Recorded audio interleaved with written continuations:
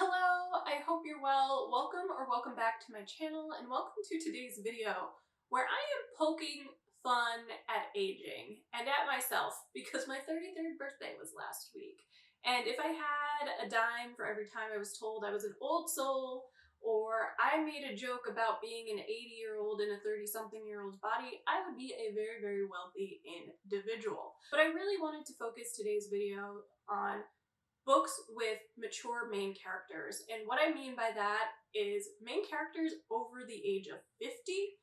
And I just feel like they are so underrepresented across basically all media, whether it's books, movies, or TV shows. If you based your impression of aging on any of those, you would basically think that life ends at around 30.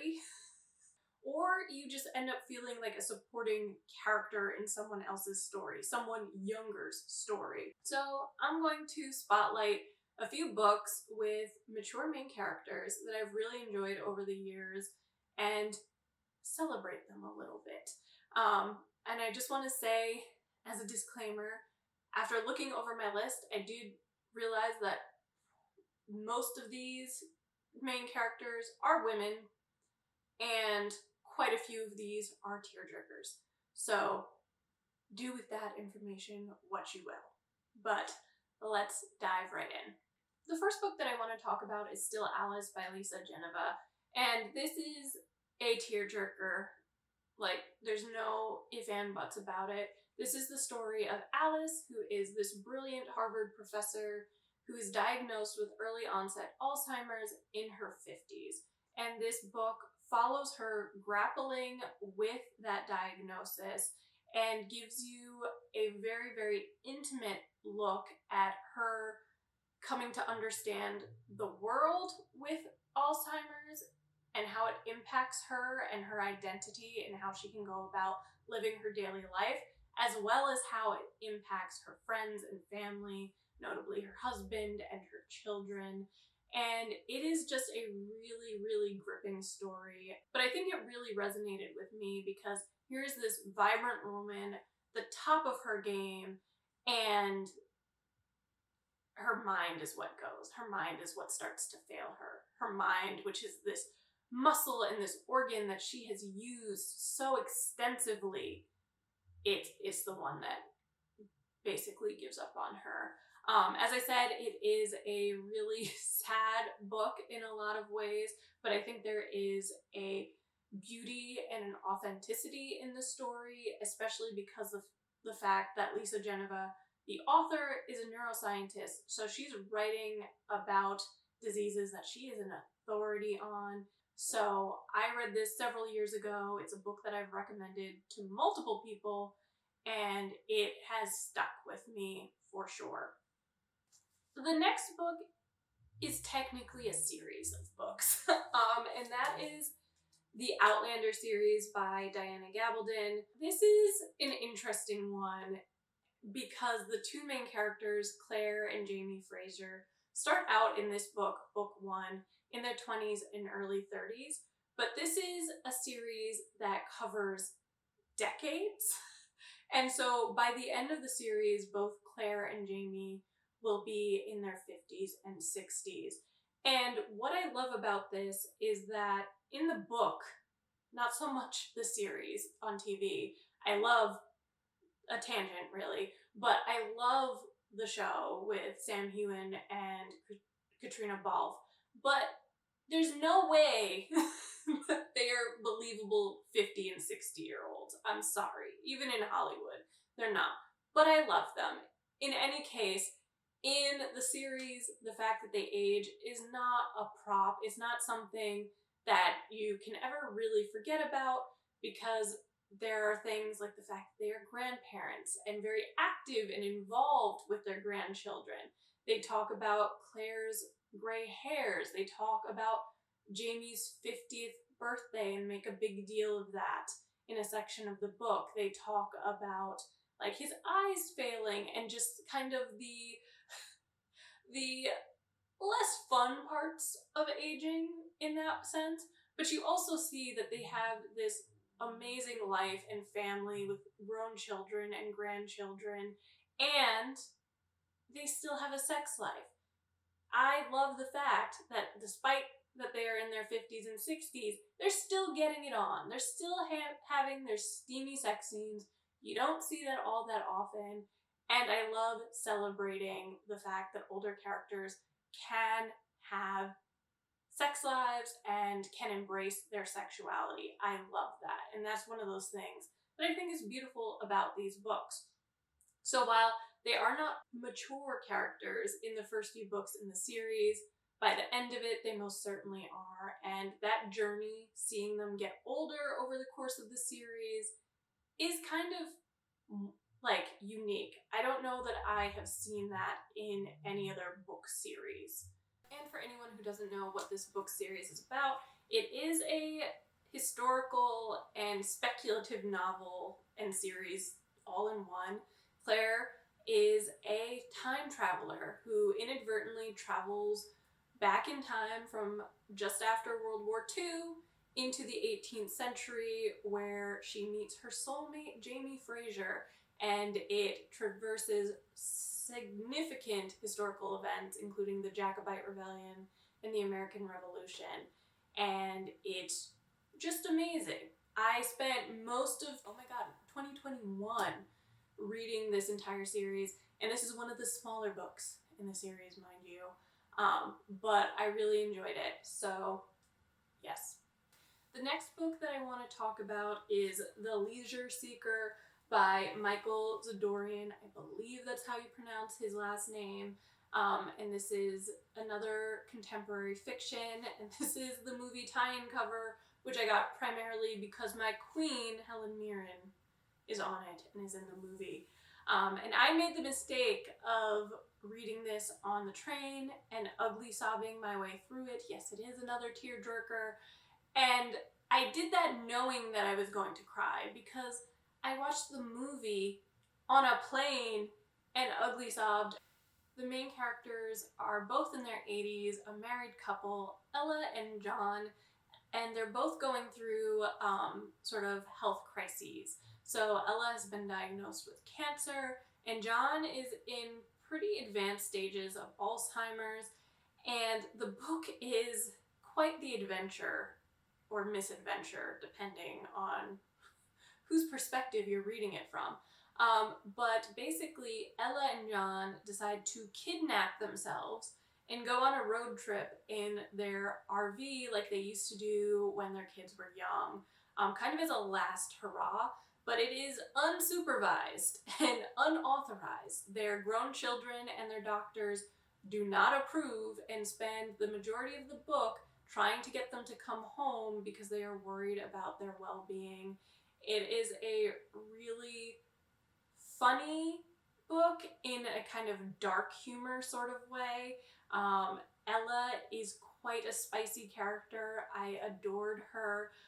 But it's great to see these very lively and animated older characters. Like, they're just a lot of fun to read, even in those moments that are really, really sad. But I think this is a book that a lot of people can relate to if you have older parents, that fear for their well-being and that sense of needing to protect them, sometimes even from themselves.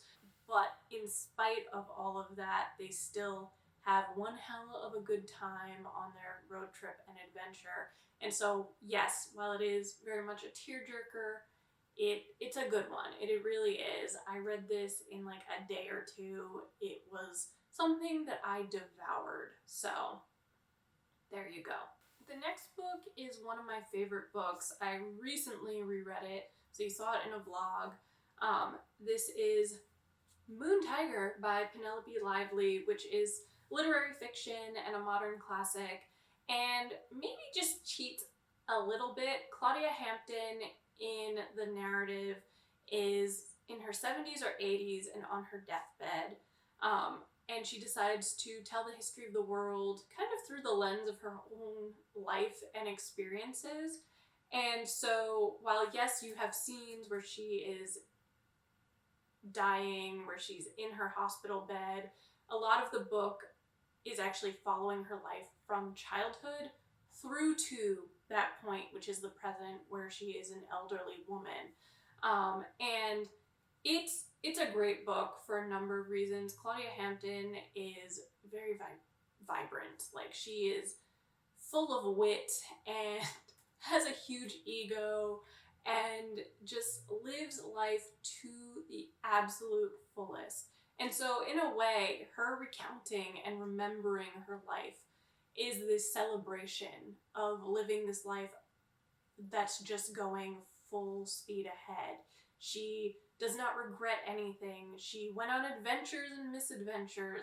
She had these relationships. She had affairs. She's seen things and done things. In her words, she is not someone who sits on the sidelines of history or was written out by history. She was a frontliner. She took part in it.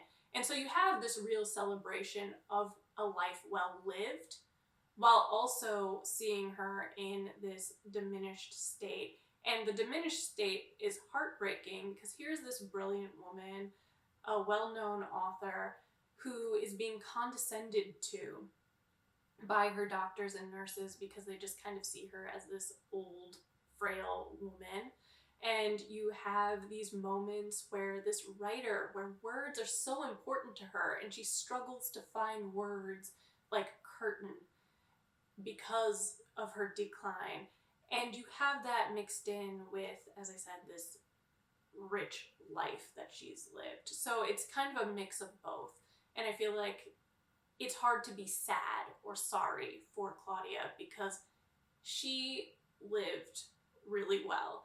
And so I just love this book for all of those reasons. It's definitely more on the literary side. The other books that I was talking about are, in book publishing terms, a little bit more commercial, but the writing in here is chef's kiss to me, and there's some really, really fantastic, like, kind of lofty looks at history and language and things like that through Claudia's own understanding. So, yes, this is another book that I would recommend. The next book that I want to talk about is one that I just finished a couple days ago, but I had to include it in this video. It's Mrs. Palfrey at the Claremont by Elizabeth Taylor. If I had to compare it to anything, it would be The Quartet with Maggie Smith, or actually this is also with Maggie Smith, the Marigold Hotel movies, where you have an ensemble cast of characters that are all of a certain age. They're retirees. That's kind of what this book is. Mrs. Palfrey is in her 80s and a widow, and she decides to move into the Claremont, which is this hotel in London where a handful of other pensioners live. It's kind of the transition between living in their own apartment or home and living in a nursing home.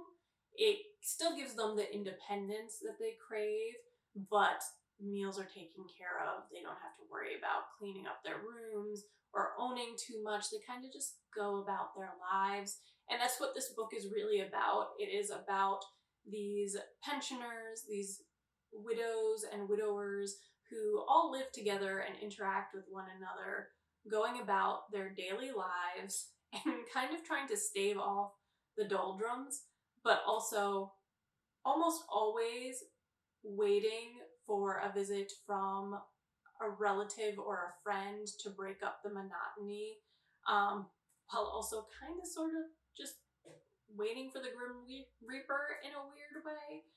But in this case, Mrs. Palfrey is waiting for her grandson to make an appearance after talking about him, and she becomes embarrassed when he doesn't show up, and so she ends up having this writer that she bumps into, who helps her after she's had a little bit of a spill, pretend to be her grandson, and she kind of gets like stuck in this lie and having to keep it up.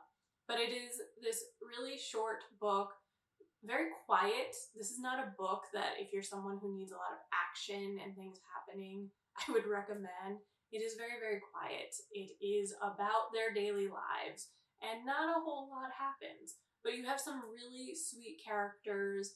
You have Mrs. Palfrey and Ludo, the imposter grandson. You have just all of these really sweet, lovable, kind of quirky characters all interacting with each other, all living under one roof. And so there are some misadventures that happen here as well. But I really, really enjoyed this, and so I needed to include it on the list. And the last book is Isa's Ballad by Magda Szabo, which is translated from Hungarian and has been marked within an inch of its life, as you can see.